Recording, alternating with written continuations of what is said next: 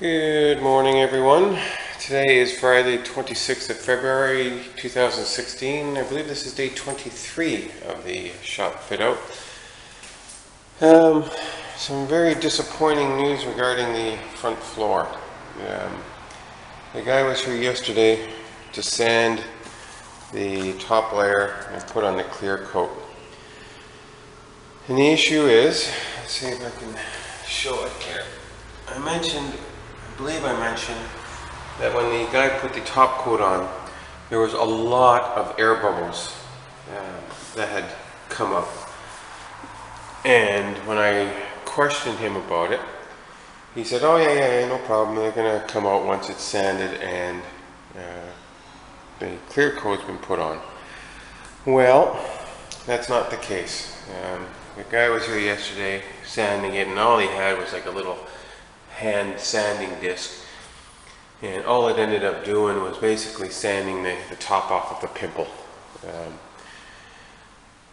When he put the clear coat on, I told him I'd give it a morning to dry and have a look at it, and it still hasn't come out. So not only are there bumps all over the floor, the clear coat has actually taken some of the luster off, some of it, not all of it, but it's nowhere near as shiny as it was. I brought it to the attention of Josh, the owner of the company, and he guaranteed that by the time they were done, everything would be 100%. Very worst case scenario, he said that they would redo the epoxy layer. The only issue with that is that it's going to create some dramas when it comes to the scheduling, because this should have been done by now, along with the carpets, which still haven't been done. There seemed to have been a rash of thrown out backs this week. Apparently the carpet layers also threw out their back, and they couldn't do the carpets. And whether or not they're going to be able to come today, well, the obvious answer is they're not. But so they're going to be rescheduled for next week while I'm away in Sydney. But it now pushes everything sort of to the edge when it comes to scheduling, because the last two bits of construction that I wanted to get done before I went to Sydney needed to get done after the carpet was in, namely the starting of the screen and also the internal sliding doors that I wanted to have in place, just to make it less for me to do when I come back. So, like the original flooring mishap, I'm going to take it as, it's something that there's something positive that's going to come out of it. What it is, I don't know, but we'll just have to wait and see.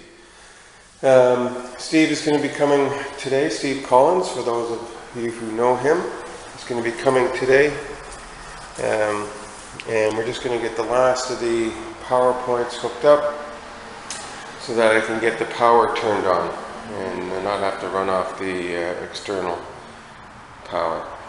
But there's issues with, I'm just looking now, so there's another, where that trough was filled in, it's not sealed properly. The epoxy is soaked into the fill. So there's that, there's bumps and bubbles all over the place, like stuff like that. And it just takes away from it. You're supposed to walk in and be wowed by it.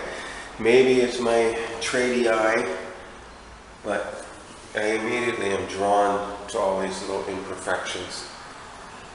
So that's going to have to be dealt with one way or the other, because I'm not going to be paying the balance of what I owe on this floor in the condition that it's in.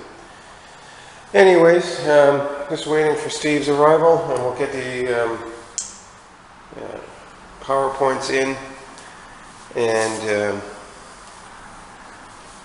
there's even there where he did a test patch and so on. Anyways, I won't get into it right now. The guy who was here yesterday putting the top coat on is going to be coming on at 8:30 to have a look at it, and we'll deal with the issue then. So in the meantime, We'll talk to you later, and I'll update the situation later in the day.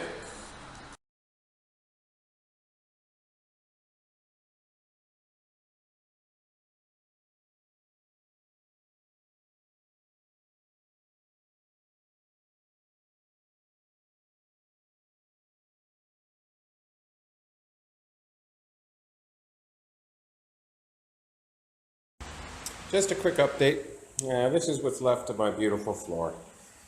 Long story short, Ben, who was the young kid who came and put the base epoxy on, came and had a look at the floor this morning, and all he had to do was look at my face to see that I wasn't happy with it. So a quick call to his boss, Josh, and he was back sanding it down with a proper sanding disc machine. But at the end of the day, it just isn't going to work. Because I guess what happens with the air bubbles, because it came from below the epoxy up through the epoxy, when you sand them down, you're left with a little gray dot on the floor. So I took a bunch of pictures and was in contact with Josh, who was going to be looking after it personally. Yeah, well, that didn't work out. And he said that he would guarantee that it was all done. So after Ben was done his round of sanding, it was still obvious that it wasn't going to work. And he wasn't even going to mop and wash the floor again before putting on the next coat.